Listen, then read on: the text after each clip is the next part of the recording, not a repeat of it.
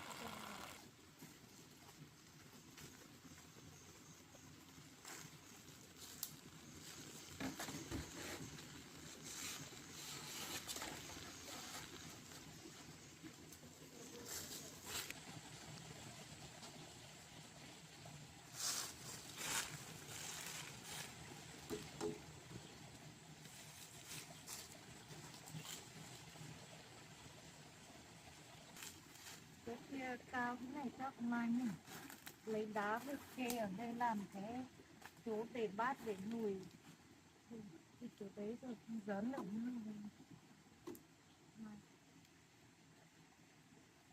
Hai cái cây măng xa chỗ đấy cao.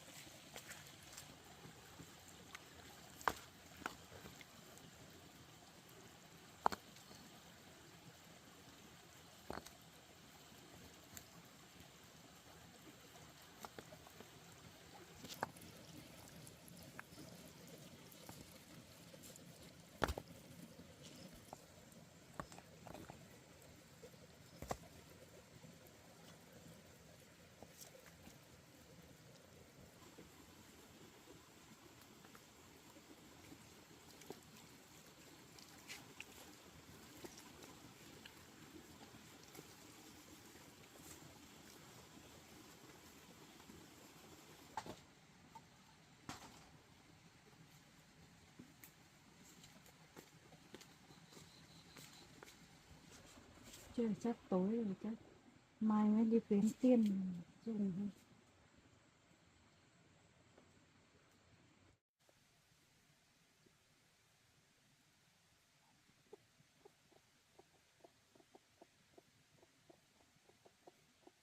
Bây giờ không có cái gì kiếm ra tiền cho mình đi xem có buồng chuối nào chín không mình đi chặt về lấy đi bán.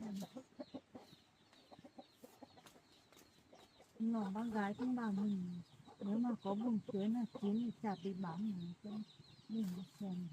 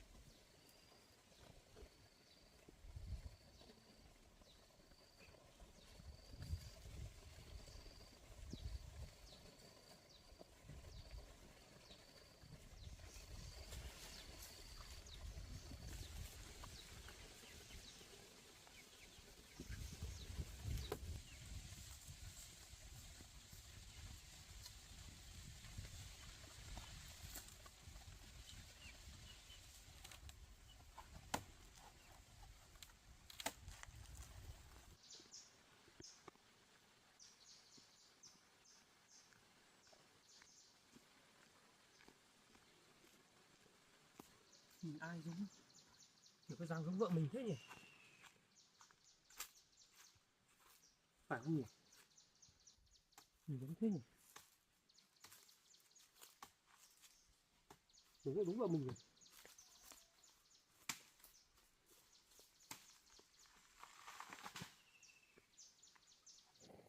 À, còn này thì ra mấy lâu này tôi tìm bà không thấy.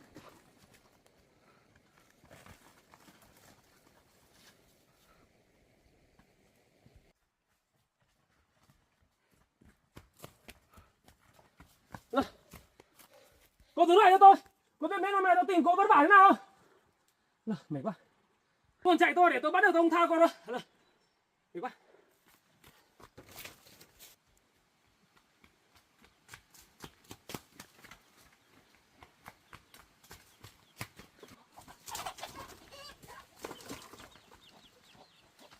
Cho anh em ơi.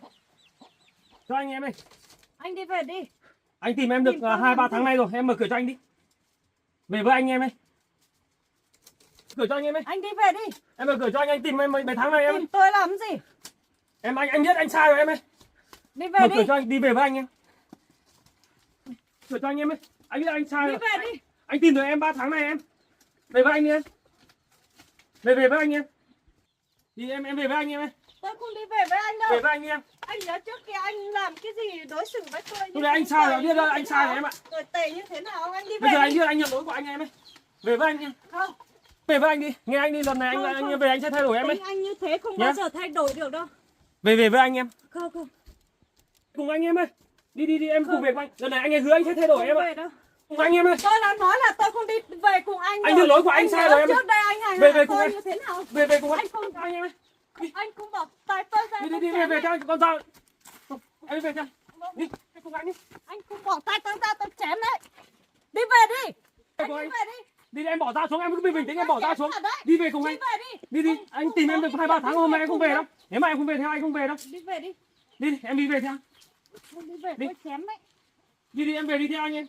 Đi ra kia nhanh. Đi em. Anh có phải không? Tôi chém cả đấy. Em về theo anh em đây. Em đi về theo. Đi về nhanh. Em đi về cùng anh em. Chém thật Đi. đấy. Đi theo anh biết lỗi của anh rồi. Đi, em về. Anh không bao giờ Em về theo anh biết em. lỗi của anh. Đi về nhanh. Đi. Em về theo em bỏ dao xuống, mình cứ bình tĩnh bỏ dao xuống đi em. Không có Rồi, cái đi việc cùng anh bỏ về dao, đi. nhanh lên. Đi Đi về. theo anh về. Nhanh. Nhanh lên. Đi theo anh về em. Không. Đi về đi. Anh hứa anh sẽ thay đổi bản thân. Em cứ đi theo anh về đi. Đi về đi. Anh sẽ chứng minh cho em thấy. Không có. Đi về Đi anh em theo anh về. Đi về đi nhanh. Anh còn nhớ trước đây anh đối xử với tôi như thế nào không? Trước đây anh bảo tôi không có bố mẹ không đẻ được con. Anh đuổi tôi đi, bây giờ anh đến tìm tôi làm gì? Trước đây anh đánh đập tôi như thế nào? Bây giờ anh lại bảo tôi đi theo anh sao được? Anh biết lỗi rồi mà, bây giờ anh biết anh lỗi anh sai rồi em ạ. Không. Đi em đi về cùng anh, em bỏ dao xuống anh đi về cùng em đi. Cùng anh đi. Bây giờ lừa được tôi về xong mà mấy hôm lại đánh đập tôi như thế rồi. Em cứ đi theo về, em Không chứng bao minh giờ cho em bỏ thấy. được cái tính đánh người đâu. Tôi ở với anh. Em cứ bỏ dao xuống, em cứ bỏ dao xuống. Anh biết lỗi của anh rồi mà. Đi em theo anh về. Không muốn theo anh về đâu. Bỏ em bỏ dao xuống. Đi theo anh về. Đi em cứ bỏ dao xuống. Đi. Em bỏ dao. Đi ra đi không tôi chém đấy. Anh không cầm cái gì, anh không dùng cái gì cả. Bây giờ em bỏ dao xuống, em theo anh về. Đi. Tính của anh là không bao giờ thay đổi được. Anh đi về đi, tôi không đi về theo anh đâu. Anh biết lỗi của anh rồi mà. Em bỏ ra đi theo anh về. Đi, em theo anh. Em đi theo anh. Tôi nói thế anh không nghe thấy à?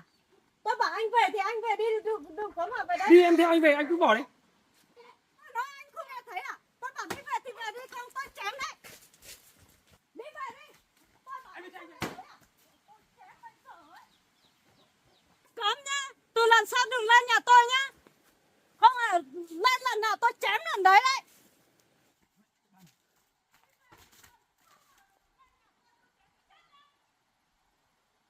Cái con vợ này, tưởng tao cần mày. Tao mà đùa mày về đến nhà tao bảo mày. Mẹ lên. Mày mày tưởng cầm dao đuổi theo tao đi à? Mai lên tao có cách cho mày. Bắt đi theo tao về.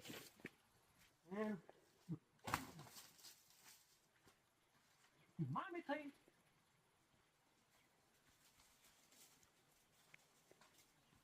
Trước đây anh đuổi tôi đi như thế nào? Bây giờ bảo tôi đi về theo anh á, còn lâu tôi mới về theo.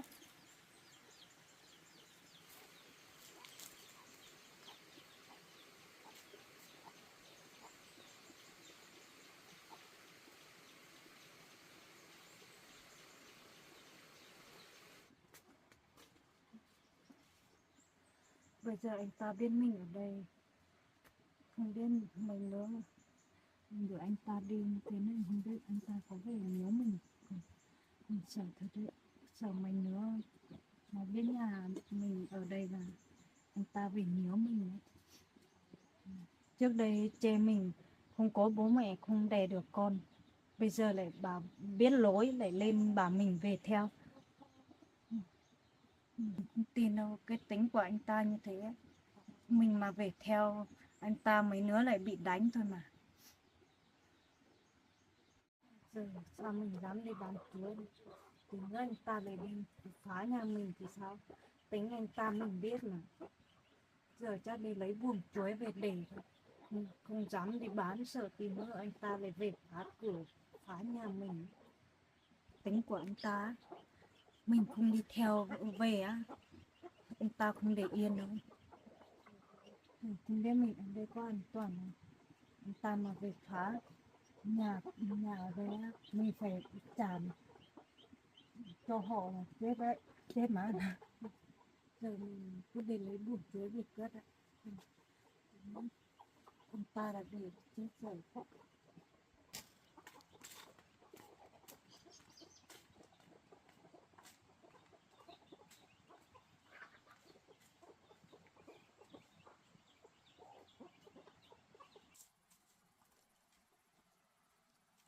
biết anh ta về thật chứ? Mà anh ta lại biết nhà mình ở đây. Sợ. Không mà chưa về thì giờ mình lên trên mỏ xem anh ta về chưa, mình mới dám lấy buổi chuối.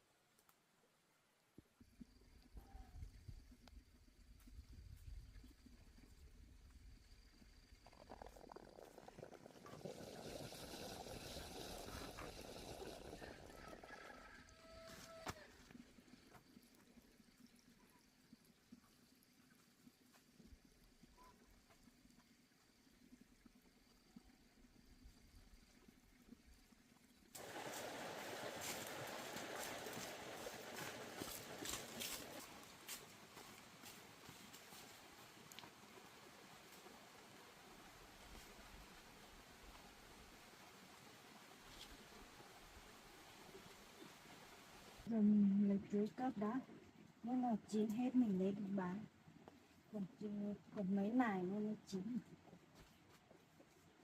Cái này còn gì mình để đi.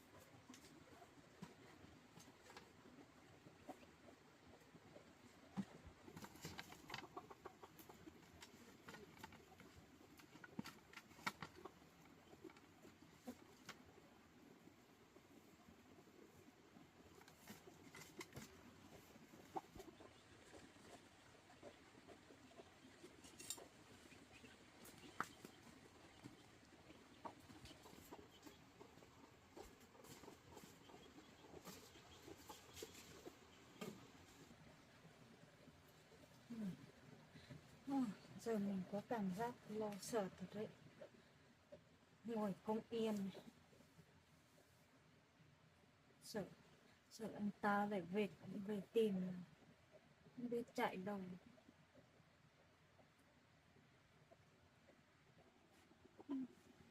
Sao mình đi đâu cũng không được yên thế này. Đã khổ không có bố mẹ rồi mà. Đi đâu họ không biết.